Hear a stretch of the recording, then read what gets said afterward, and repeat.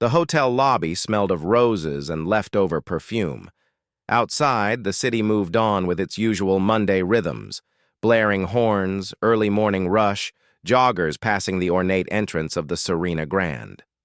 But on the 12th floor, time had stopped. Room 1207 was quiet. Too quiet. The first person to knock was the hotel's housekeeping supervisor, Salma. It was 7:12 a.m. She was there to retrieve the bridal robe that hadn't been returned. When no one answered, she used her master key. What she found made her forget the robe entirely. The bridal suite was pristine. The champagne bottle on the dresser was half full. Pink peonies drooped from the bouquet near the mirror.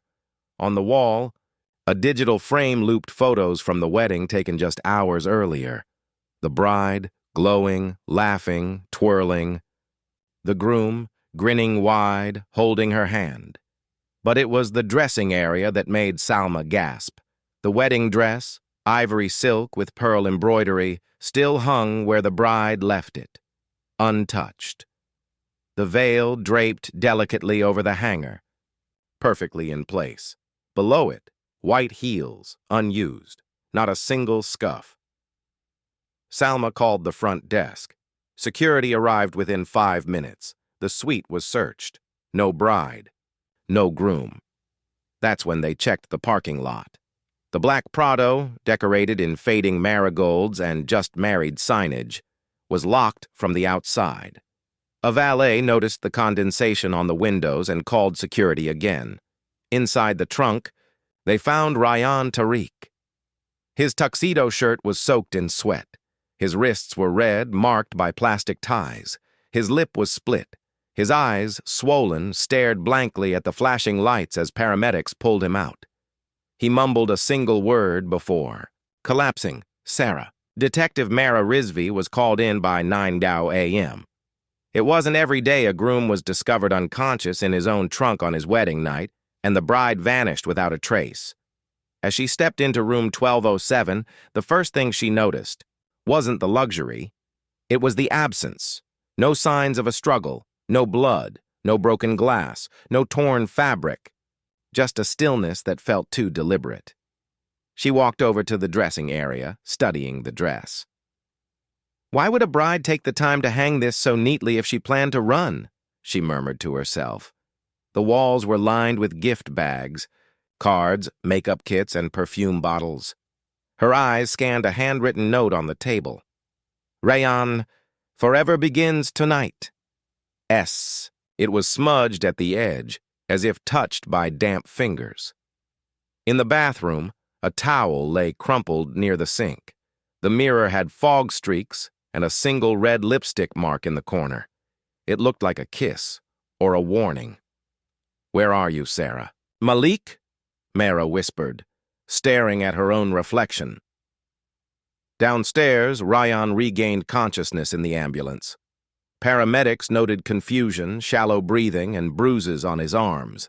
He kept repeating her name, but wouldn't or couldn't explain. What happened? There was no forced entry on the car, no signs of abduction. CCTV showed Rayyan entering the hotel lobby at 12:08 a.m., laughing with Sarah. At 12:27 a.m., only Sarah returned to the elevator. Alone. After that, no trace of her. Hotel staff confirmed she never checked out. The key card was last used at 1:05 a.m. to re-enter the bridal suite. No cameras showed her leaving. The dress still hung, but the bride had vanished. Detective Mara stood at the window of room 1207 as sunlight filtered in through sheer curtains. She stared at the city skyline, then glanced back at the wedding dress, ghostly in the morning light. No one knew yet if this was a case of cold feet, a kidnapping, or something worse. But she could feel it. This wasn't a disappearance.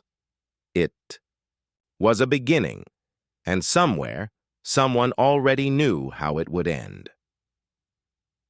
The forensic photographer's flash lit up the suite like lightning.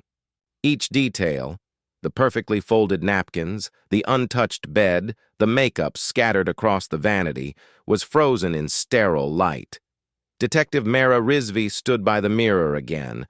This time she noticed the smear of red lipstick on the corner, faintly shaped like a crooked half-smile. It didn't match the neat, elegant style Sarah wore in the wedding photos.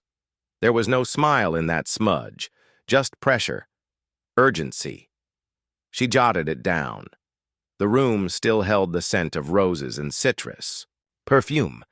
A romantic scent, now strangely out of place. Mara walked past the veil, still hanging with the dress, and stepped into the hallway. Outside the door, a young constable waited, shifting on his feet. "They've stabilized the groom, ma'am," he said. "He's awake, but still not making much sense." The hospital room was cold, not clinically, but deliberately, as if someone wanted to freeze out whatever happened last night. Rayyan Tariq lay in the bed, face pale, lips bruised, eyes unfocused. Myra took a breath before entering. "I'm Detective Mara Rizvi," she said gently, pulling a chair beside him. "I know you're exhausted, but we need to ask you a few questions. Can you tell me what happened after the wedding?" Rayyan blinked slowly. I don't know." "Did you and Sarah argue?" His jaw tightened. "No, she was happy. We danced, we laughed, His voice cracked. "She kissed me goodnight. That's the last thing I remember." "What time was that?" "Maybe 1. I told her I'd be down in 10 minutes. Just needed to clear my head." "Did you?" I went outside. For air." He looked away. "And then I woke up in the dark." Mara paused. "Do you know anyone who might want to harm you or Sarah?" He flinched. "No. Everyone there was family, friends. We were—" He stopped. "She was everything to me." "Then why do you have scratch marks on your neck, Mr. Tariq?" His face fell. "I don't know," he said again. But his eyes avoided hers now. Back at the hotel, Mara sat in the staff lounge, watching the ballroom CCTV footage. The timestamp read 12:06 a.m. Sarah and Rayyan were laughing, posing for a final photo with the photographer. They looked perfect. 27 a.m. Sarah enters the elevator alone. Her expression was no longer joyful. Her red lipstick was smudged. She clutched her clutch bag close to her chest. Her eyes darted toward the hallway as the doors closed. From there, no footage showed her ever coming back down. Mara rewound the clip, paused, zoomed in, red lipstick, but no smile. Later that evening, she sat with the hotel concierge, a calm woman in her 50s named Rehana. She remembered everything. Too much, actually. She was polite, Rehana said, soft-spoken, but she didn't seem sure. Unsure of what? "Of marrying him," Rehana whispered. "She asked me once a week ago if the ballroom had emergency exits, and if someone left through them, would they show up on camera?" Mara raised an eyebrow. "She didn't say why. I just remember thinking, brides don't usually ask about escape routes." In the parking lot, Mara stared at the black SUV once again. The marigolds were dead now. Their yellow had turned to sickly brown.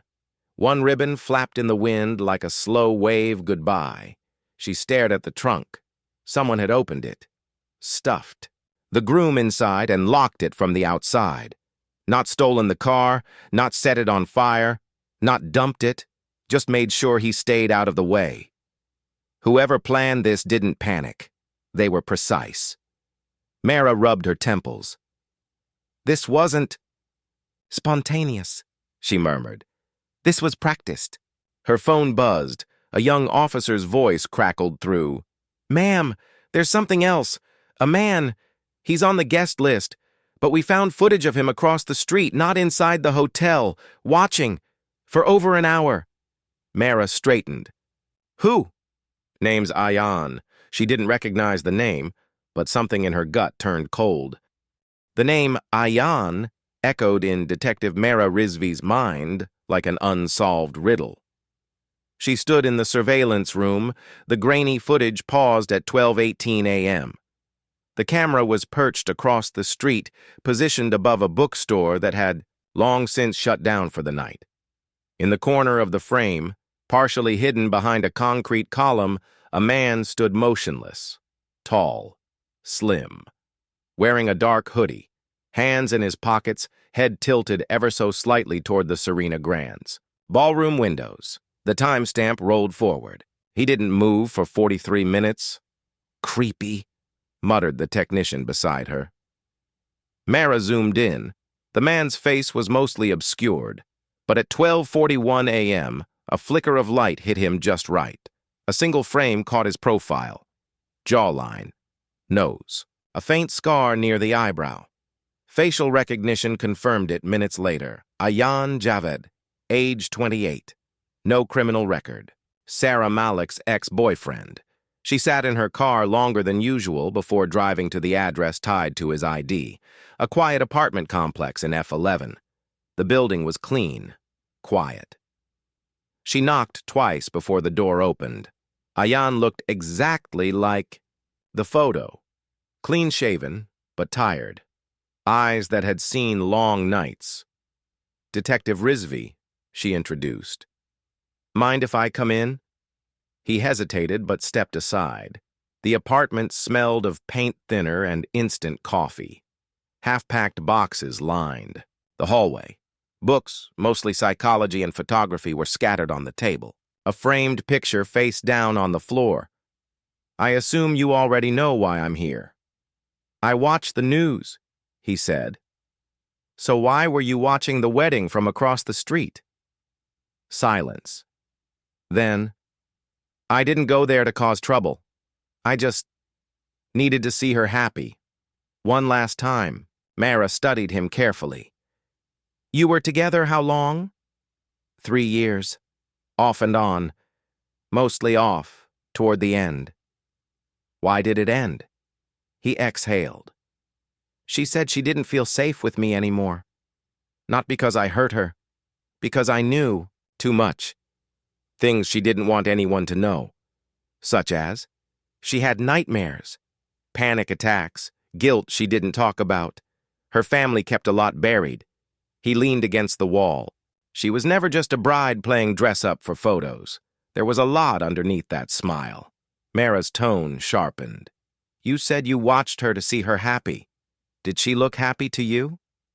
He looked away. No. Back at the station, Mara pulled up Sarah's online footprint. Her social media had been wiped clean 3 weeks before the wedding. No engagement photos, no bridal showers, just one pinned story titled New Beginnings with a black screen and a heart emoji. That same day, Ayan posted a story too, and a blurry photo of a door. Caption, some doors don't close, they wait. Coincidence? She wasn't sure anymore. The next morning, she met with Rayhan's parents at the family estate. A mansion wrapped in silence and tension. His mother, elegantly dressed in pale blue, clutched a mug too tightly. We didn't want to rush the wedding, she said slowly. But Sarah's family insisted, said they wanted her settled before summer. There was urgency. Urgency from who? Mara asked. Her mother, always her mother. Did Sarah seem excited? She seemed polite, she answered. She was always well-mannered. But happiness? I don't know if that's the right word. What about the ex? Mara asked. Rayhan's father scoffed. He was nothing. A mistake. She told Rayhan it was over long ago. Mara sipped her tea, but her eyes were still on the woman's trembling hands. People say a lot of things when they want to move on, she said softly. But the past doesn't usually stay outside the window. It finds its way in. Outside, the wind picked up, shaking the wedding banners still clinging to the gate. Mara's phone buzzed. It was the hotel. A bridesmaid wanted to talk. Said she had heard something strange in the bathroom that night, something that didn't fit. The hotel staff led Detective Mara Rizvi to the third-floor cafe, where Hina, one of Sarah's bridesmaids, sat sipping untouched tea. Her hands trembled each time they lifted the cup. Her makeup was smudged, as if she hadn't slept, or hadn't wanted to. Mara sat across from her, notebook ready, but didn't speak right away. Hina did. "I wasn't going to say anything," she said quietly. "I thought maybe it was just pre-wedding nerves, but now—" She glanced out the window toward the growing cluster of journalists, circling the Serena Grand's gates. Now I think she knew something was going to happen. Mara leaned forward. "Start from the beginning." It was after the final dance. "Almost everyone had gone down for the cake cutting," Hina began. "I stayed back in the suite for a moment. My heel had broken. I went to the bathroom to change." Her voice dropped. "I didn't realize she was already inside." "Sarah?" She nodded. "She didn't know I was there. She was in one of the stalls, and she was crying." Hina swallowed. Not just soft tears. She was whispering, shaking, saying something over and over. "What exactly did she say?" Hina looked down at her hands. She said, "He said if I leave, he'll ruin me. If I run, he'll find me. If I speak, no one will believe me." Mara felt a cold chill crawl up her neck. She came out of the stall and looked in the mirror. I stayed silent behind the door, I don't know why. Maybe I was scared. She pulled out her lipstick, red, and reapplied it like nothing had happened. She wiped her eyes, straightened her dupatta, and left. "She never knew you heard her?" Mara asked. Hina shook her head. "I told myself maybe she was being dramatic, or maybe she was afraid of getting married, like a lot of girls are. But she looked terrified, Detective. Not nervous, terrified." Back in her office, Mara stared at the interview transcript. The red lipstick, the whispered threats, the fear. Everything was beginning to bend under the weight of something deeper. She pulled up her notes from earlier. The scratch marks on Rayon's neck, the missing veil, Sarah's question about emergency exits, Ayan's silent vigil from across the street. A map was forming. One stitched with secrets. She called up Rayon's name in the police database, digging beyond wedding reports, finance records, or social images. A name popped up under Associated Reports, Zoya Mirza, 2021. Complaint filed, emotional. Abuse, intimidation. Status, withdrawn. She clicked the report, a brief handwritten note attached. "He knows how to make you doubt your own memory." 2 hours later, Mara sat across from Zoya in a sunlit cafe near Blue Area. Zoya looked startled to be found, nervous but not surprised. "I didn't think anyone even read that report," she said with a bitter laugh. "I took it back because he made it feel like I imagined the whole thing."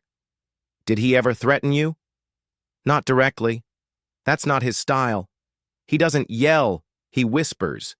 He creates this reality around you where you're the problem. And then, when you finally break, he's the calm one." Zoya took a shaky breath. Sarah was different, though. She was smart. But she loved him. That's the most dangerous combination. By nightfall, Mara returned to the hotel, her thoughts tangled. The ballroom, the veil, the lipstick, the whisper, the scratch. She walked the corridor again, stopping. Outside room 1207, the hallway lights flickered softly. She stood there for a full minute before noticing something. The emergency exit door across the hall, a smudge of red. Lipstick. She stepped closer. The handle bore a faint fingerprint, smeared. Had Sarah used it? Had she run? Or had someone lured her there? Her phone buzzed again. This time, it was the tech team. "Ma'am, we pulled GPS data from Ryan's SUV. She didn't breathe. It stopped at a farmhouse outside the city for 40 minutes at 3:12 a.m. Mara's voice turned sharp. "Send me the coordinates. I'm going there now." The road stretched out like a dark ribbon, twisting into nothingness beyond Islamabad's city limits. Detective Mara Rizvi drove without music, her phone screen glowing beside her with a pulsing blue dot, Ryan Tariq's GPS path from the house. Wedding night. 51 a.m. Vehicle leaves Serena Grand. 2:07 a.m. Stops at a fuel station. No CCTV retrieved. 12 a.m. Halts on an unnamed dirt road in Sector D17.3.55 a.m. Car returns to hotel parking lot. Rayan had claimed to remember nothing between stepping outside for air and waking up in his trunk. But now Mara had a 43-minute gap that said otherwise, and GPS doesn't lie. She pulled up to the coordinates at 11:13 p.m. The air was damp and buzzing with insects. Ahead, a rusted metal gate leaned open. Past it, an old abandoned farmhouse, cracked and forgotten by time.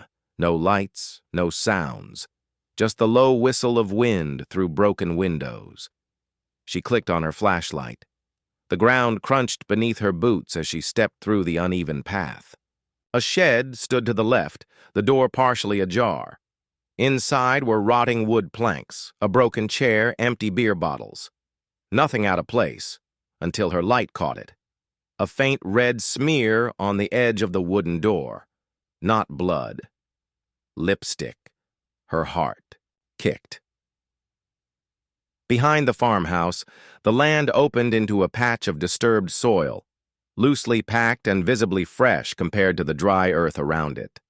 Something had been buried. She crouched, digging with her gloves. 5 minutes in, her fingers brushed silk, ivory, stained, a wedding veil, crumpled, dirtied, with what looked like dried blood near the hem. Mara didn't flinch. She placed it into an evidence bag, zipped it, and rose slowly, her breath visible in the cold night air.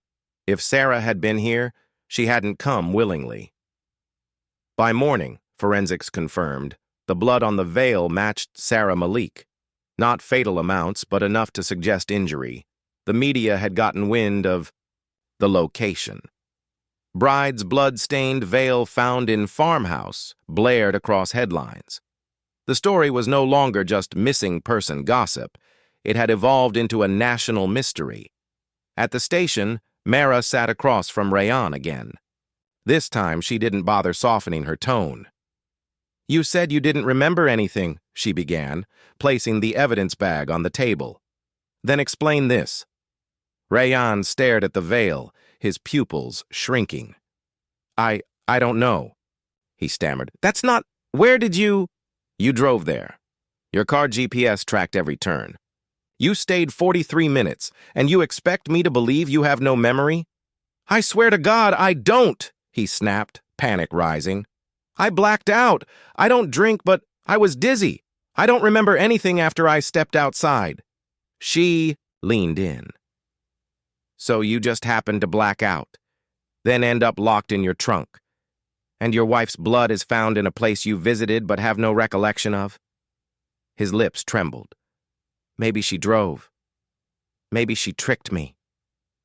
"You're not the victim here, Rayan." He looked away.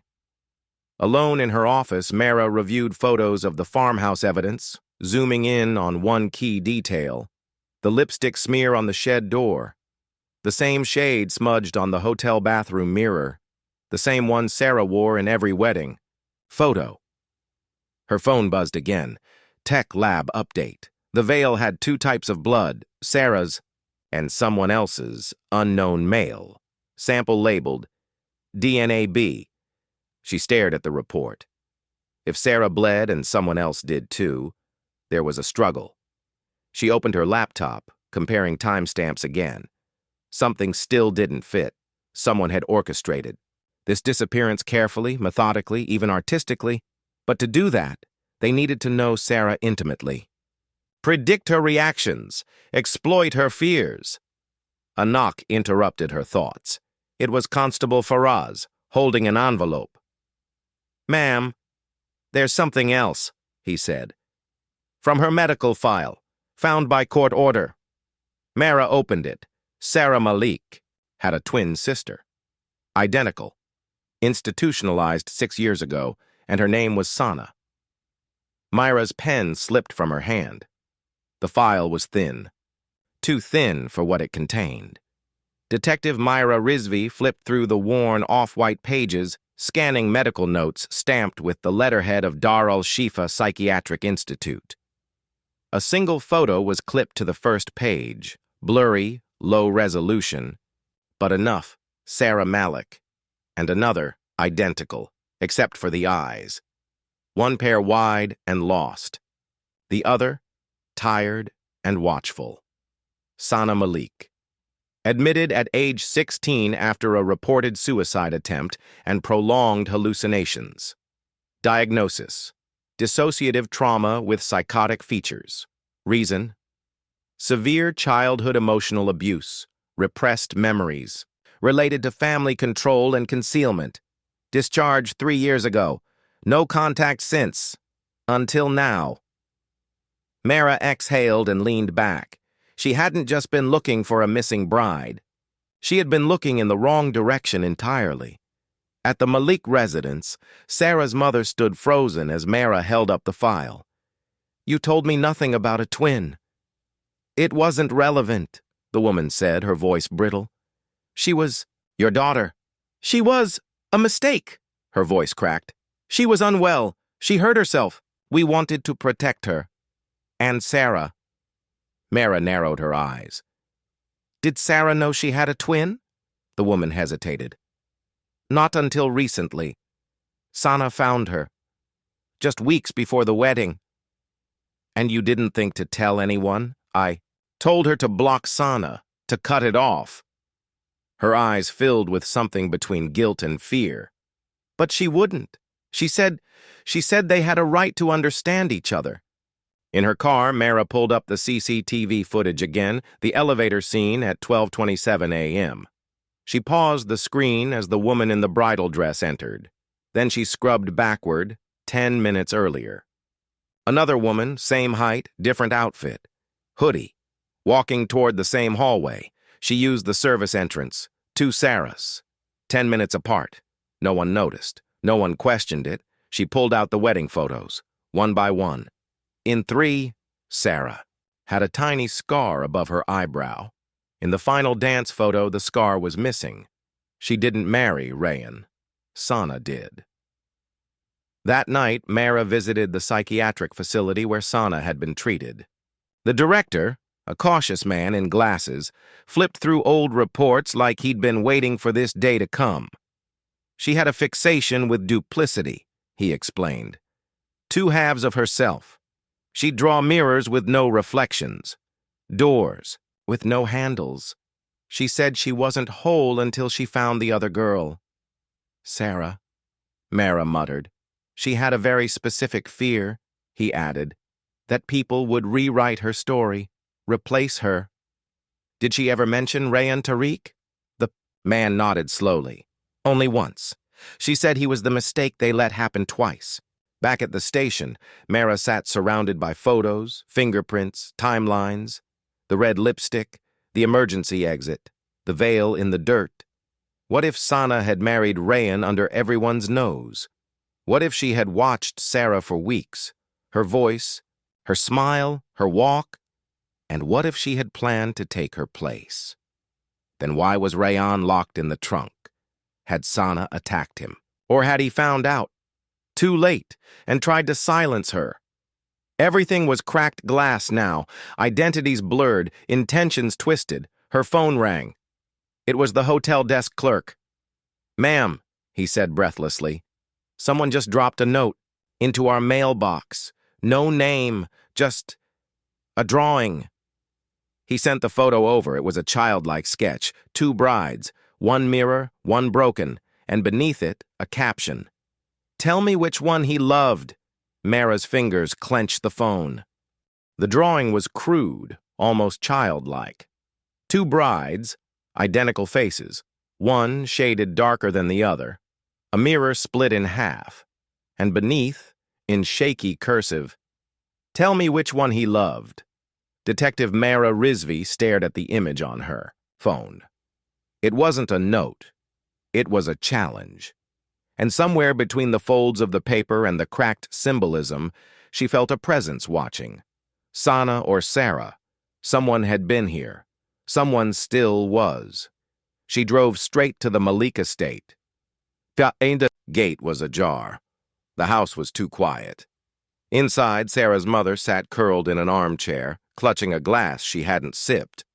Her eyes were red. "She came," the woman whispered.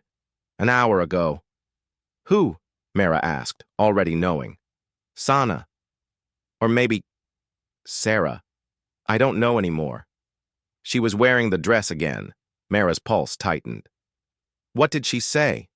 She didn't speak, just walked to the mirror in the hallway, looked at herself for a long time, then she laughed, soft, like a child, and left. "Did she leave anything?" The woman pointed to the table. "Another note. He said I kissed like her. He held me like her. But his eyes closed every time. Was he imagining her or hiding from me?" Back at the precinct, Mara pulled Rayon's phone from the evidence bag. It had been found on the rooftop ledge, screen shattered but salvageable. She skimmed the texts. 4 p.m. Sarah. "Did you ever love me or did you just choose me?" 11:07 p.m. Rayon. "You were always the one, but now I don't know who you are." 11:12 p.m. Sarah. "Then let me be her, just for tonight." Mara blinked, heart stalling. Let me be her. Had Rayon known? Had he sensed the switch, or worse, had he fallen in love with the wrong twin? The security guard from the wedding venue was waiting in the lobby, nervous, eyes darting. "I remembered. Something," he said. Thought it didn't matter, but now... He handed Mara a guest book. A single page torn out, half burned, scrawled on it. "Marriage is a mirror. Sometimes we marry our reflection. Sometimes we marry our wound." Then, a date. A hotel room. Last night. Mara didn't wait. The room was still warm. Someone had just left. 2 empty coffee cups. A cracked, compact mirror on the table, and a torn piece of lace, the same lace from Sarah's wedding veil. Under the mirror, one more message, this one printed on hotel stationery. He said he loved Sarah. So I wore her smile. I wore her perfume. I wore her silence, but in the end he still asked, "Where is she?" Mara felt a chill creep into her bones. This wasn't just impersonation. It was a psychological unraveling. Sana didn't just want to be her sister. She believed she was her. And now, even Rayon couldn't tell the difference. That night, Myra visited Rayon in the hospital under guard. He was still bruised, groggy, but alive. "Which one did you marry?" she asked gently. He closed his eyes. "I thought it was Sarah. But the kiss, the way she held the glass, it was all wrong." "Why?" "Didn't you stop it?" "I tried." When I confronted her, she whispered, "I'm the better version." "She didn't deserve you." Then she smiled. That smile. He swallowed. It wasn't human. "Do you think she hurt Sarah?" "I don't know." But she looked me in the eye and said, "She's still here, just quieter now." Mara stepped out into the corridor where an officer handed her a phone. "It just came into evidence," he said. "Found in the women's restroom. One selfie, taken 2 hours ago." Mara opened it. A woman in the bridal dress, smiling, eyes too, wide. A smear of red lipstick. Caption: "Still his wife, still me." Mara whispered under her breath, "But which one are you?" And for the first time, she wasn't sure she wanted the answer. The photo burned into Mara's thoughts as she sat alone in the precinct's interrogation room. The bridal dress, the lipstick, the smile that seemed drawn rather than felt. Still, his wife. Still me. But which one? The twins had lived in mirrors. reflections of each other, distortions of themselves. Somewhere between love and identity, truth had shattered, and someone had weaponized the pieces. The psychological profile had arrived from Dr. Shazil, the forensic psychiatrist. His voice echoed through the report. One twin exhibits signs of dissociative identity disorder, possibly triggered by prolonged emotional neglect and identity suppression. She doesn't just impersonate her sister, she believes she is her, more deserving, more complete. She plays a game of reflection, control, and erasure. Mara's fingers tapped the edge of the desk. Erasure. Someone wasn't pretending to be the other. Someone was trying to replace her. She returned to the Malik house under a false name, posing as a journalist researching high-profile weddings. The mother greeted her with tired suspicion. "You already came. 2 days ago. You asked about the mirror." Mara froze. "Me?" The woman nodded. "Yes. You asked if it ever spoke back." The hallway mirror still hung in its usual place, ornate, gold-rimmed, untouched. But on closer inspection, Mara noticed faint smudges, words written in lipstick, long since wiped away. She pulled out her phone light, angled it. "I loved her first. I became her second. Now, I am the only one left." Later that evening, CCTV footage arrived from the hotel. Time-stamped just minutes after the bathroom selfie. Mara watched closely. A woman in a white dress stepped into the hallway. She stared, directly into the security mirror. Then she did something chilling. She kissed her own reflection, hard, almost angrily, then whispered something. The audio was poor, but tech enhanced it. "Now you stay there. I'll take it from here." That night, Mara visited Dr. Shazil's office. "She's not delusional," she told him. "She's strategic. She's not confused about who she is. She's rewriting the narrative so we're confused." Dr. Shazil leaned forward. "In mirror games, the goal isn't to become someone else. It's to make everyone question who was ever real." "Do you think she killed Sarah?" "I think she buried her, mentally, emotionally, maybe even physically. The line between grief and obsession doesn't exist for her anymore."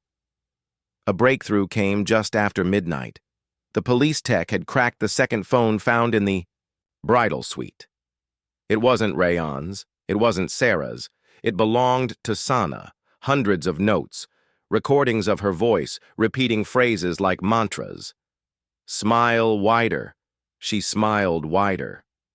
"Walk slower." Sarah walked like glass. "Don't blink when lying." She didn't.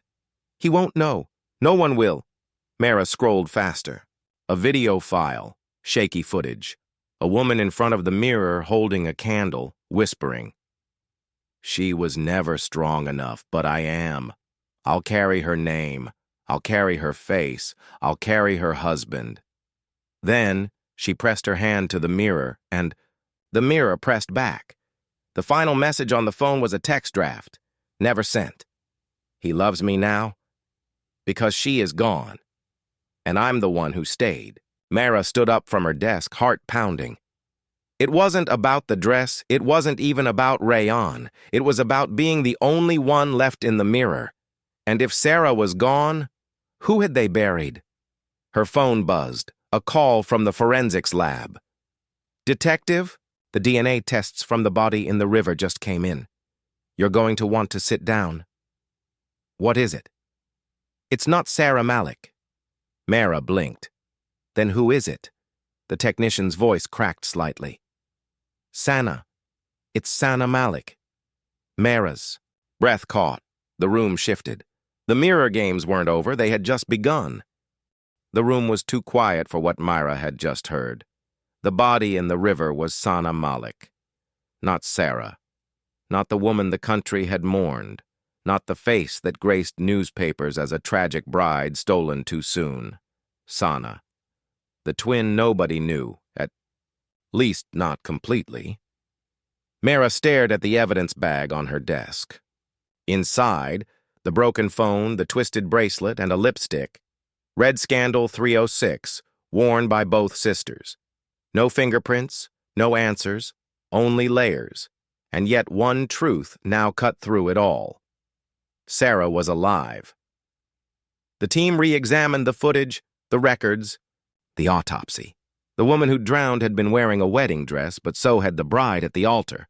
One twin had vanished from the spotlight, and the other had taken her place.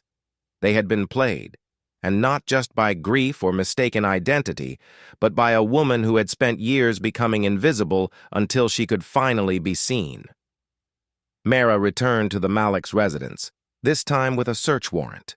She walked through the quiet halls like retracing footsteps that didn't belong to her.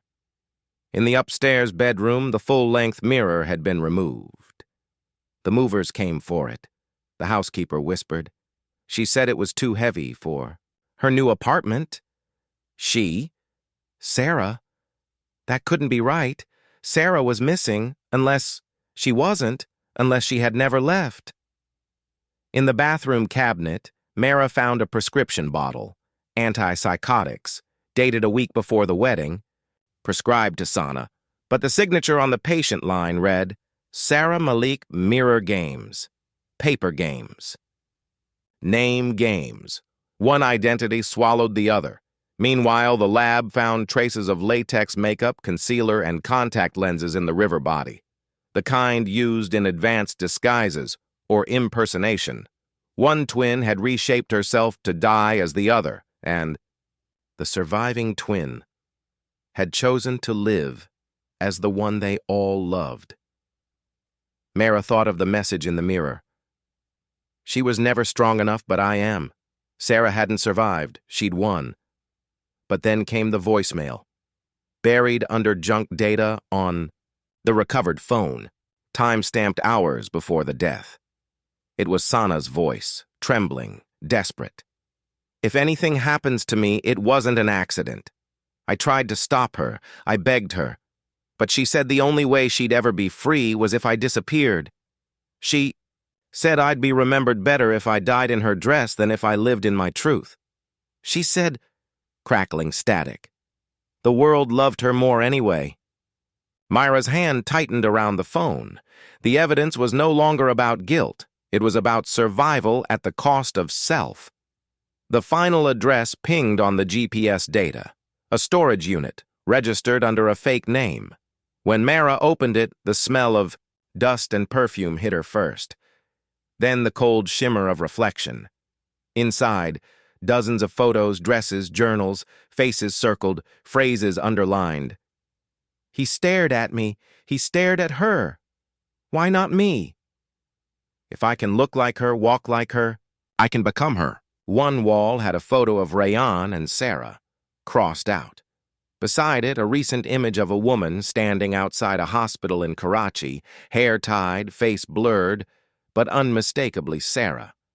Only now, the name she gave, Sana Malik. Mara stepped back, chilled. Sarah didn't just take Sana's identity to disappear. She took it to start over, with the world believing Sana had died and Sarah had vanished in grief. The perfect erasure, the perfect rebirth. Her phone rang. Again.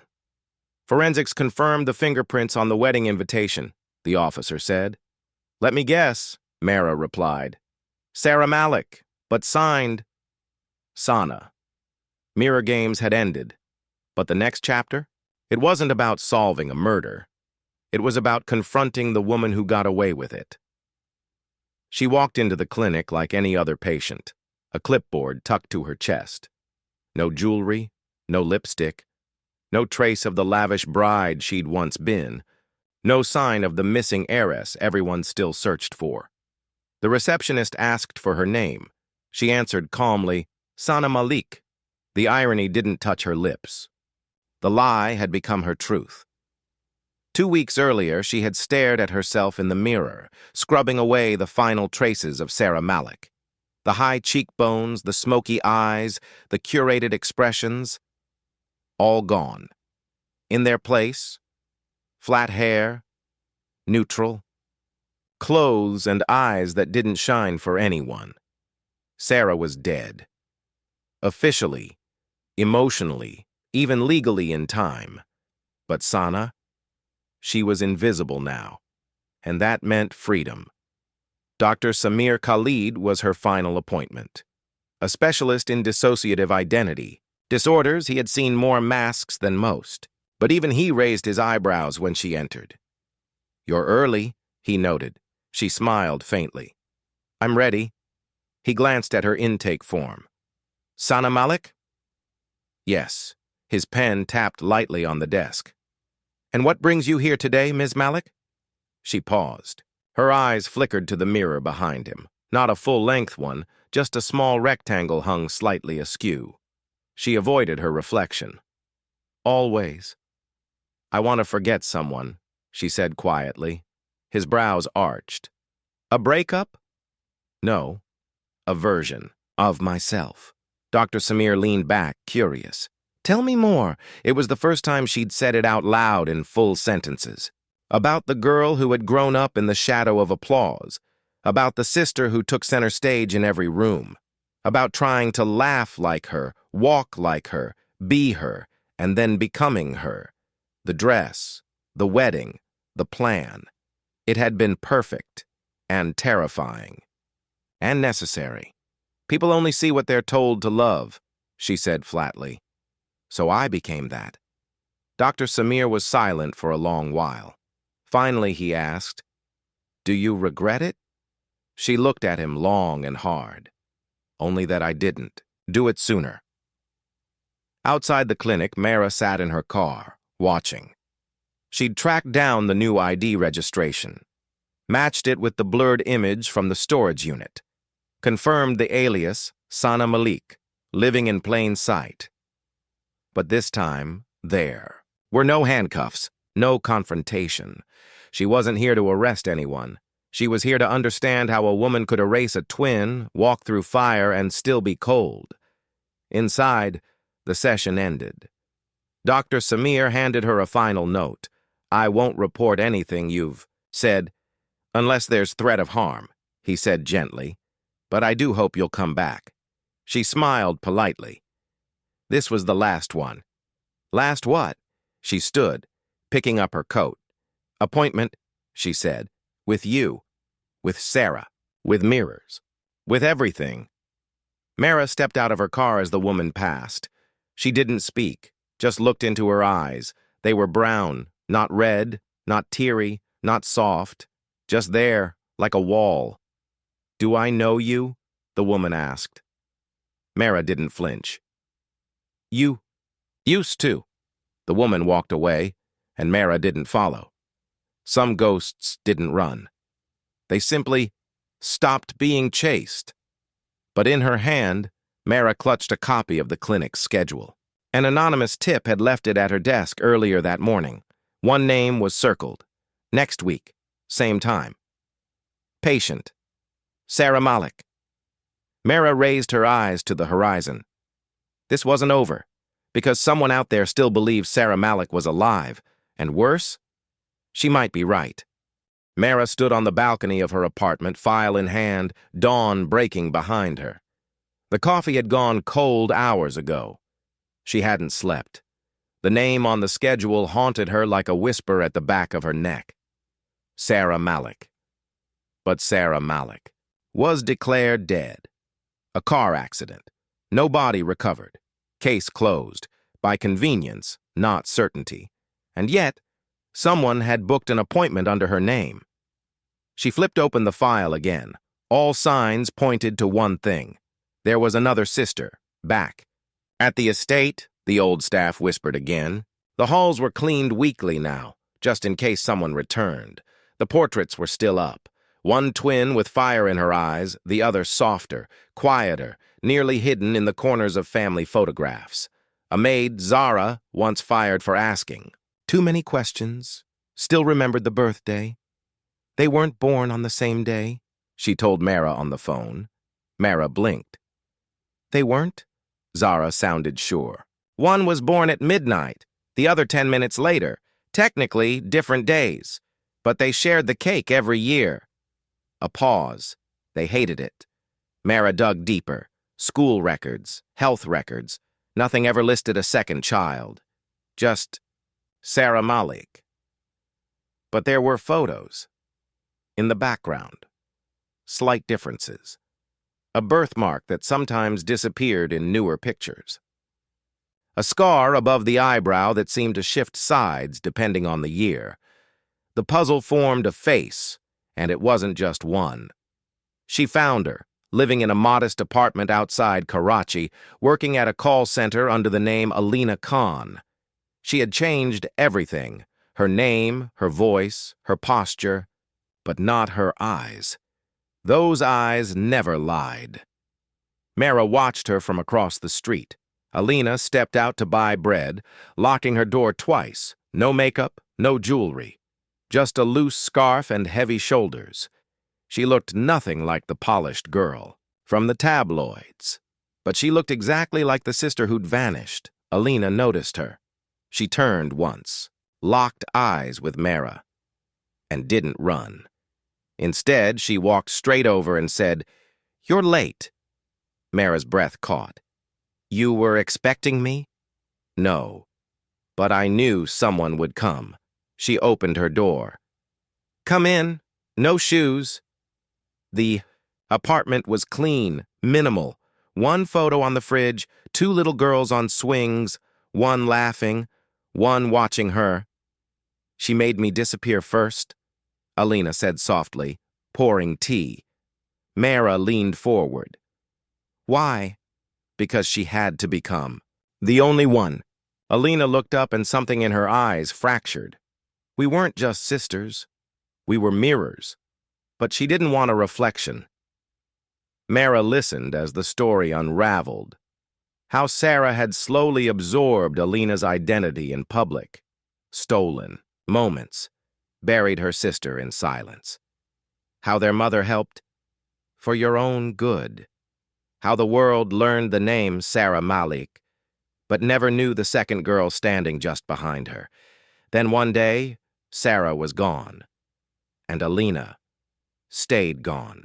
"Too. Until now," Mara said.